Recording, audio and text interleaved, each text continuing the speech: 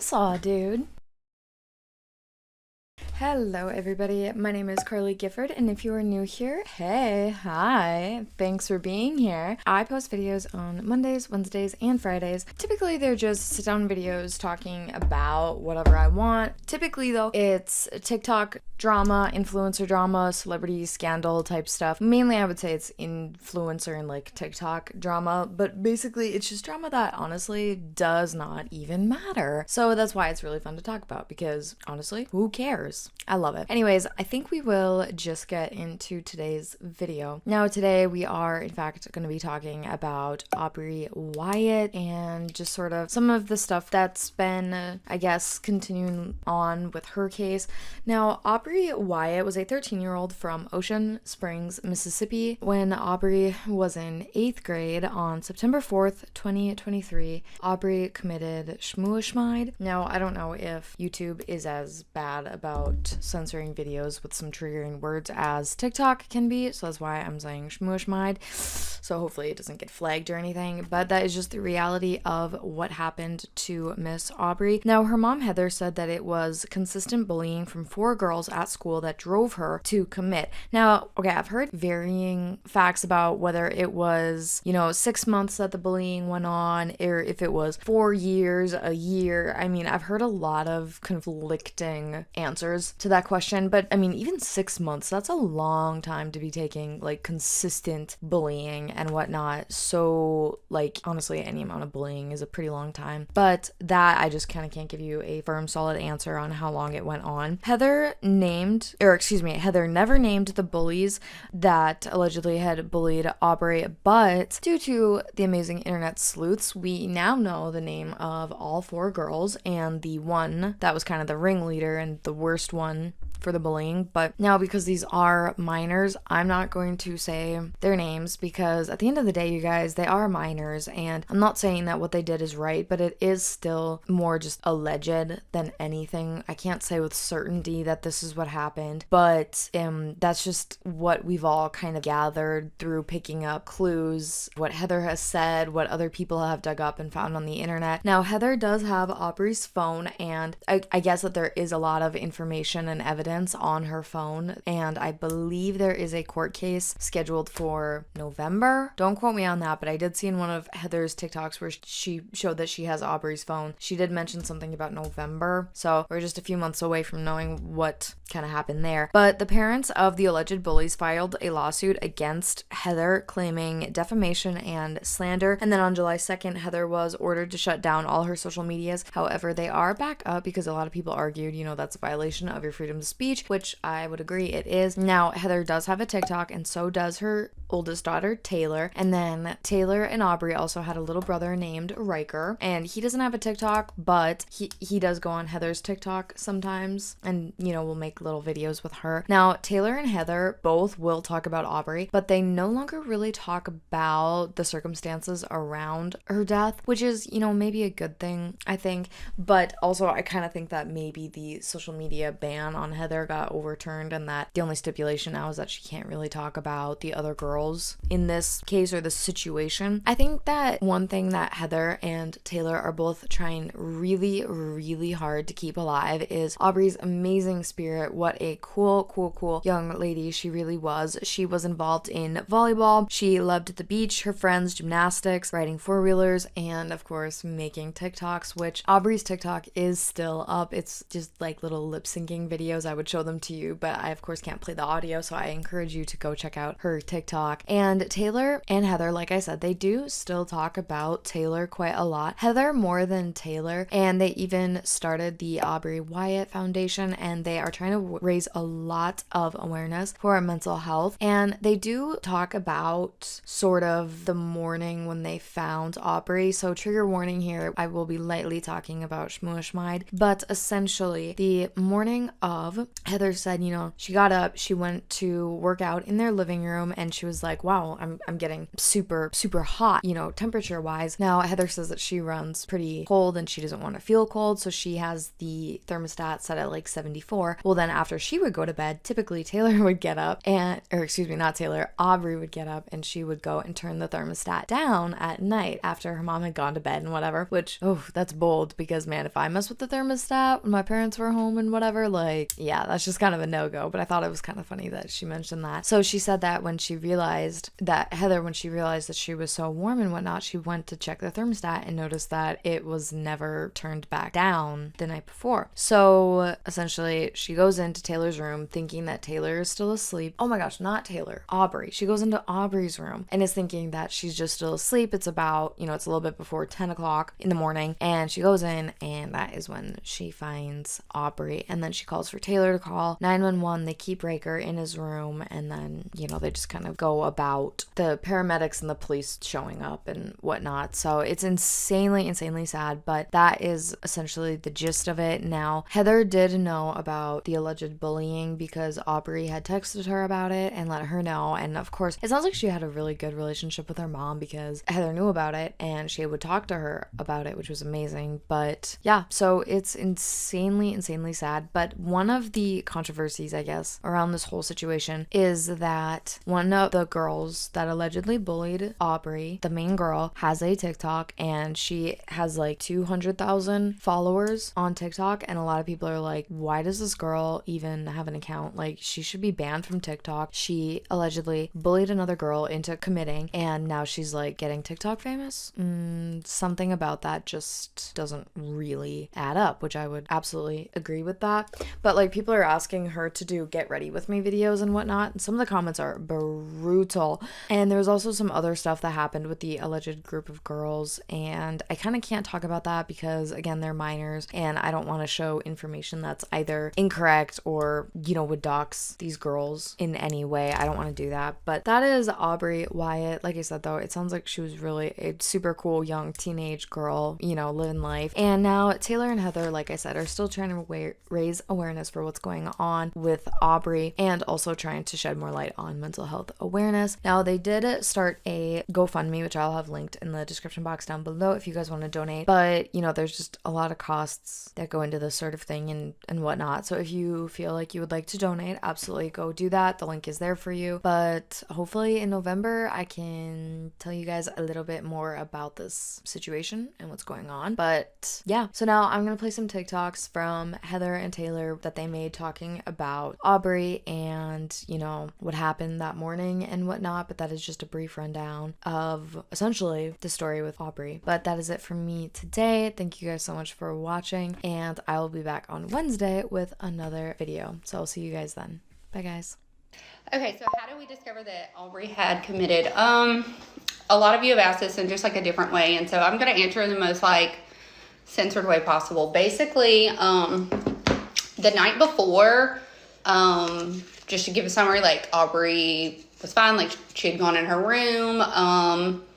At about like 9:15ish, I went and laid Riker down, and then she was at like a birthday party, anticipated returning home around like 10ish. Nothing different. Quick summarize, she comes home, everything's fine that night. So then, because I guess we were all kind of up late. Yeah, I went to bed at 11. I mean, she went to bed at like 11. So, and everything was fine. And so then, anyway, so I go to bed. Well, Riker and I usually get up pretty early. We're just like on a school schedule. So we usually wake up around like 7:30. I always wake up, make my coffee, go sit on the couch, adjust as I'm waking up, TikTok, Riker watch his iPad. Well, once I've had my coffee, and I was working out a lot back then, I would do my workout from home. So anyway, so normally Riker would just like hang out with me in there, and then He was in the room. But thankfully, I was like, hey, I'm gonna do my workout, and he was like, oh, I'm just gonna go lay in your bed and watch my iPad then. And I was like, okay, that's fine. So he did that. Well, anyway, so I am like maybe like 5 to 10 minutes into my workout, and I am getting hot. to summarize why I guess that's important is because like I get cold very, very easily. So my air's always set at like 74. I hate the cold. I don't want to feel the cold. Anyways, Aubrey would always sneak up, not like sneak up, she didn't get in trouble, but like always drop the air down like after I went to bed. So anyway, so when I went to work out, typically I never had to adjust it because she had already dropped it the night before, so it was no big deal. Anyway, so I was like, oh, I'm hot. Let me go drop the air off, like, turn it down. So I did, to go do that, I passed Aubrey's room, and so I was like, oh, let me, pop in there. Mind you, it's like 10 o'clock in the morning and just see what she's doing. And when I went in there is when I had found that she had passed away. So obviously, like, we're not going to get into those details. We just don't feel comfortable at this time going into those. So, what do you just want me to share what I did? So I think, did I yell for you? No, you're just yelling. I was screaming. I was yelling, hysterical. And, it was like a scream that I had never heard before. So, like, I got up, and I went, and I thought my mom was in the living room, because, like, that's where she was at. And so I just kind of, like, followed the yelling, and it was coming from my sister's room, so I went in there, and, like, obviously, like, I saw what all happened, and so... And then I remember, like, screaming at her to call 911. So, so I call 911, I go to my mom's room... Because, mind you, I'm screaming, like, because my brain is not thinking, like, oh my gosh, calm down before Riker hears you. Yeah, so I'm on the phone 911, running to my mom's room to tell my little brother not to come out. Right. I'm like, don't come out of this room until I tell you to. And then I call Nick, which is my mom's fiance, and then...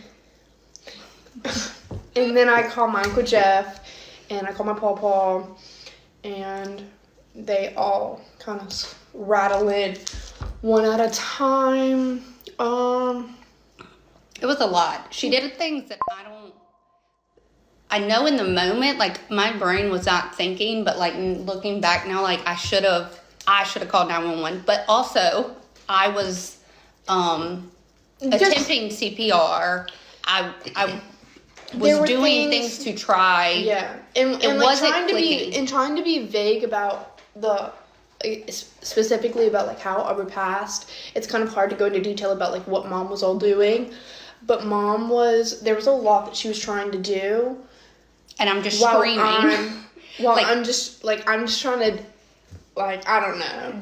It was like both of us just like went into autopilot, and. Yeah. I just don't even know how all my neighbors didn't rush. And the door was open the whole time, too. Our front door was wide open. Like, I'm telling you, like, nothing. Our morning had been so typical. So, it was a lot. And then I did not leave the room that Aubrey was in with her. Until she left. For hours. Yeah. And hours. Because this was up until 10 to 4. We found Aubrey about 10 a.m. Mm-hmm. And no. We found her at like 9:40. 9:40. Because I made the call. Mm-hmm. I made the call around 10:04. Yes.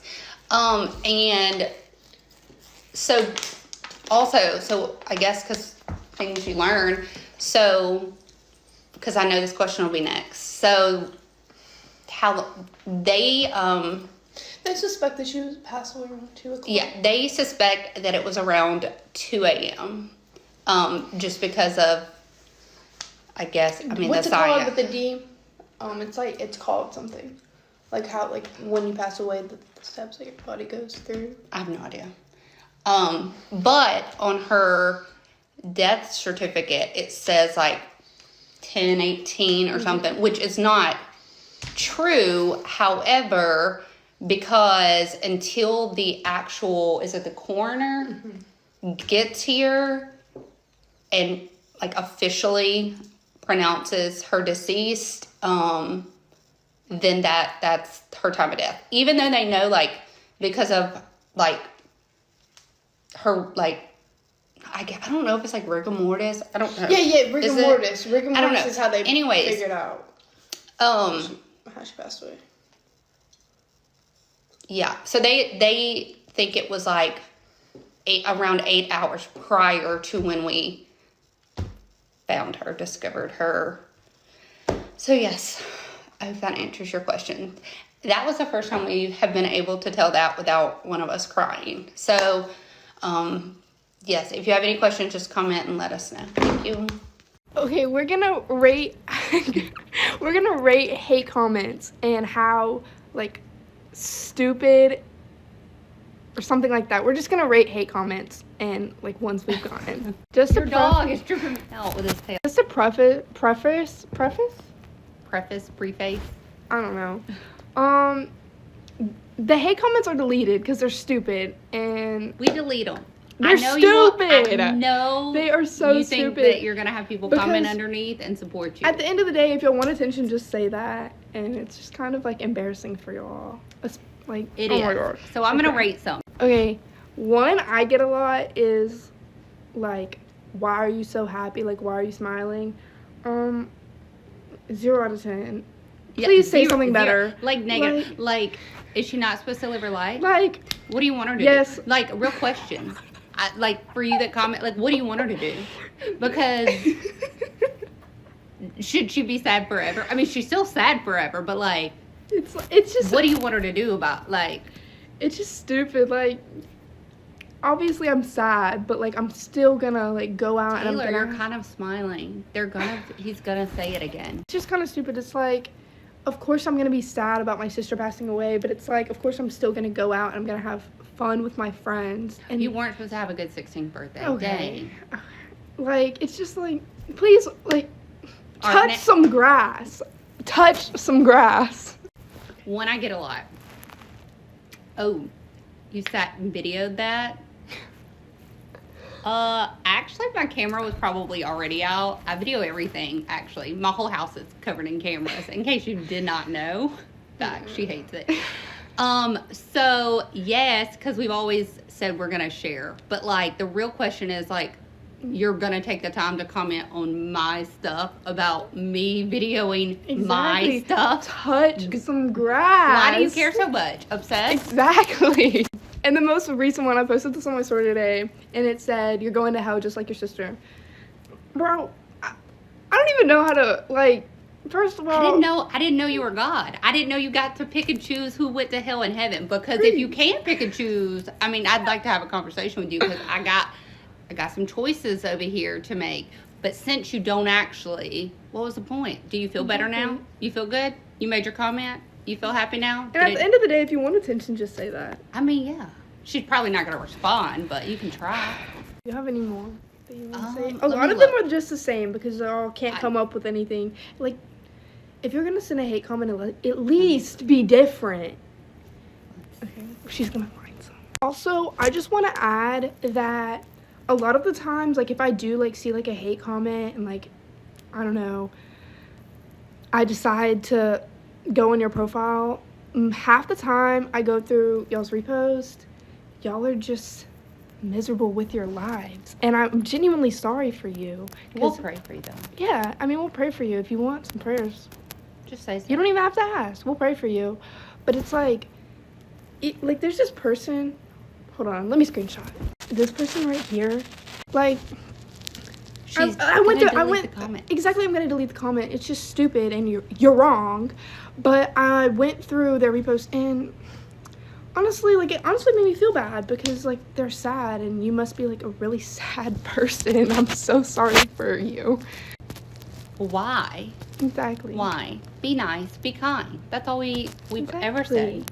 But Like, you're going to go after her and comment on her. And then when she removes your negativity, you go back and comment and then try to call her out.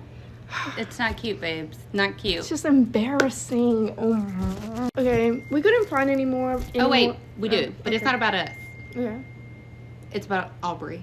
And that because of how she went, she's in. Oh. So all I'm going to say to that is read a Bible. Because. It never says It never says that. that. It never says that. And It if you're never gonna, says like, also, back to that subject is, like, if you're gonna come in here and be like, oh, like I read the Bible, so I know she's in a walkie stick. It doesn't say that. Please tell me where. Please. Also, to the person who said that you're, I don't know. I'm not gonna dig too much into this because I need to keep my sanity.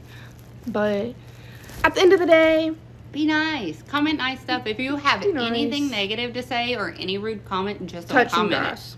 Go touch grass before you decide to comment, and then you probably won't comment. It's just, we're sorry for y'all. Honestly, it's embarrassing. Love everyone else, though.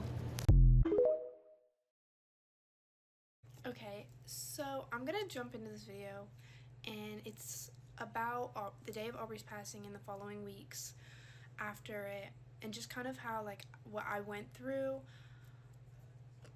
I've seen a lot of videos like this, and I just think that it's important to see, like, another perspective on things, especially, like, if you're going through that. Maybe this will help people.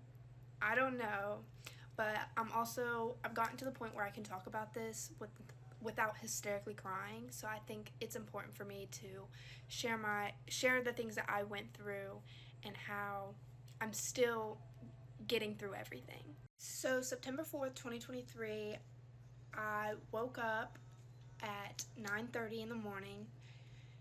I had woken up and I had gone to the living room to go fill my mom in on the night prior. I was at a birthday party, and I just wanted to tell her about it. It was just like any other morning. We didn't have school that day, so I had woken up, I had gone to the living room to go fill my mother in on my night prior. I'd gone back into my room to grab my phone so that I could go and show her the pictures of the night, because I was at a birthday party. And I was in my room for max 5 seconds before I just heard like these blood screeching screams coming from my mother.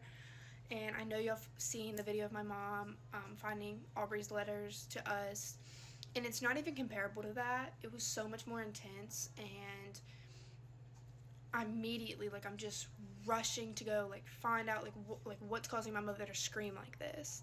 So I'm following the screams, and they obviously lead me to my sister's room, where I find my mom and my sister. And I don't really know if I was in shock or not, to be completely honest. I was just so, like, I need to deal with what I need to deal with. So I'm immediately calling 911, running to my mother's room to tell my little brother, like, hey, like, don't leave this room until, like, I tell you to. I'm on the phone with 911. I end that call. I'm calling my Uncle Jeff. I'm calling Nick. I'm just calling the people that I need to call, and then I'm trying to help my mother out the best I can. I'm just running around the house trying to do what I could. Finally, the firefighters were the first to get there. If you call 911, they all come. The firefighters were the first to get there, and then the cops, and then the EMTs, I believe, came. So they all got there, and at that point, I'm just hysterical. I don't know what to do. I'm trying my best to, like, stay calm, but, like, that's almost like the most impossible thing to do in that situation. So they're getting there, and I'm just like, do something. My mother's in the room with my sister, and I'm just a mess. Honestly, I'm like, that's the best way to put it. I'm just hysterical. I'm just begging them for an answer. I'm trying to figure out what's going on, like, save her, do something. So I don't know what you, like, call, like, the paramedics. They all, everyone's just inside, outside the house. It's just, it's crazy. And Nick had finally arrived, and I mean, I just broke down. Like, as soon as he got there, I'm just like, I really did try to hold myself together, and then the minute he got there, I'm just immediately a hot mess. bawling my eyes out. And at that point, we knew that Aubrey had passed. So at that point, it was just, it all happened, like, time went by so fast for me.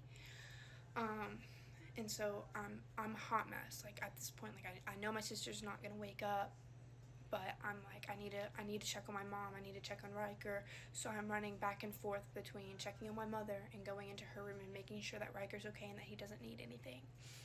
And so while all of this is going on, I'm going outside. Like, I was just running around so much. I don't know why, okay? So I go outside, and I see that my Uncle Jeff had pulled up, and I've never, like, broke down like that in my whole entire life. Like, he gets out of his truck, and I just, like, I run and I just fall. Like, it's like a scene you see out of, like, a movie. I'm just running and I literally fall in the grass, and he's, like, picking me up, and then he's crying, I'm crying, like, I'm hysterical. I'm like, she passed away, I don't know what to do anymore.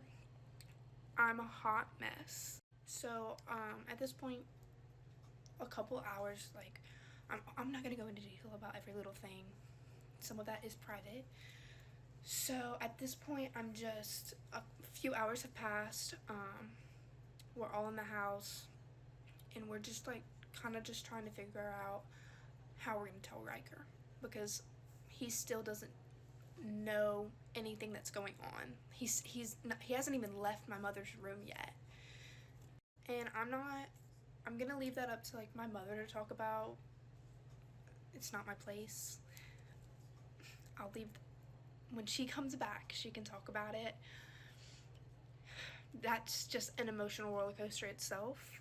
So, like, the weeks following Aubrey's passing, I didn't go to school for 2 weeks. I was with my mom, went to my mom to, like, all of, like, the things for her funeral, like, we, and all of that, helped her plan everything, and it was a beautiful ceremony. It was definitely it's still emotional, but it's not something easy to go through.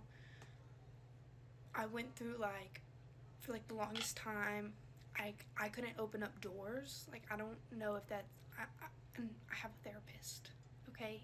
He says it's normal, and I'm okay now. Like, I can open doors now, but, like, for the longest time, I couldn't open up doors because I was so scared that something bad was going to be behind them, because September 4th, I opened a door and my whole life changed. So I just couldn't open doors. I was terrified. And there was just a lot. There was a lot of crying. I couldn't sleep by myself for the longest time. Like, me, Riker, and my mom, like, slept together for months. And I have, like, this amazing story, and obviously I've grown up Christian, like, my whole life, always going to church and stuff like that. But, like, when Aubrey passed away, I went through a lot, and I just was like, what if it's not true? Like, what if? And people can tell you all day long, like, you can't think about the what ifs, but be put in any position like that, and you just can't, okay? You can't not think about the what ifs.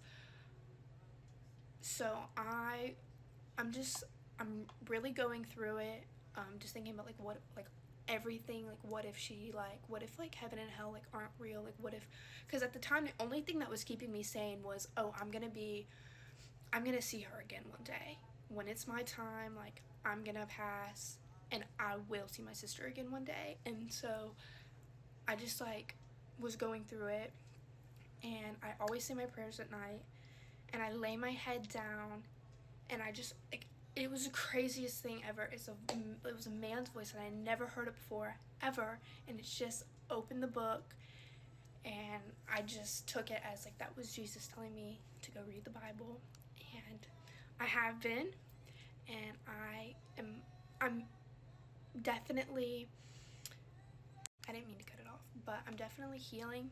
It's not a fast process, it's definitely slow. And grieving, like, is a crazy thing. I will literally just be in my bed and just start crying because the reality kicks in of, oh, like, my sister's never gonna be here again. But you just have to take every day one day at a time. And I've had the best group of people to help me get through all of this. But yeah.